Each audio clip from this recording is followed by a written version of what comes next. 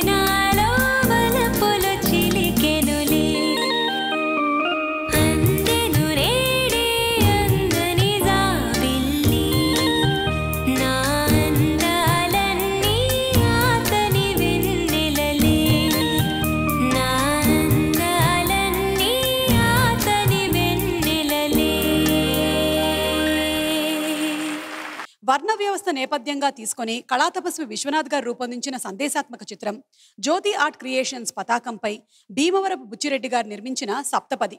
జాతీయ సమైక్యతని బోధించే చిత్రంగా నర్గిస్ దత్ అవార్డుని అందుకున్న ఈ చిత్రం ద్వారానే విశ్వనాథ్ గారు ఉత్తమ దర్శకులుగా నంది పురస్కారాన్ని, ఫిల్మ్ఫేర్ బహుమతిని కూడా అందుకున్నారు. ఏకాభిరుచులు కలిగిన వారి కులం ఒకటే. అందుకే జాతి భ్రష్టుని కంటే ధర్మభ్రష్టుడే తక్కువవాడు అని మన పురాణాలు చెబుతూ ఉన్నాయి. మొదట్లో లేకున్నా మధ్యలో పుట్టుకొచ్చిన కుల వ్యవస్థని నిరసిస్తూ ఈ చిత్రంలో వేటూరు గారు రాసిన పాటలు మేధావుల మెప్పులందుకున్నాయి. స్వరబ్రహ్మ మహదేవన్ గారి స్వరకల్పంలో బాలు గారు, జానకి గారు ఆలపించిన ఈ పాట అందుకో సాక్ష్యం. ఇప్పుడు ఆ పాటని విందాము. శ్రీకృష్ణ మరియు అదితి యుగళంలో.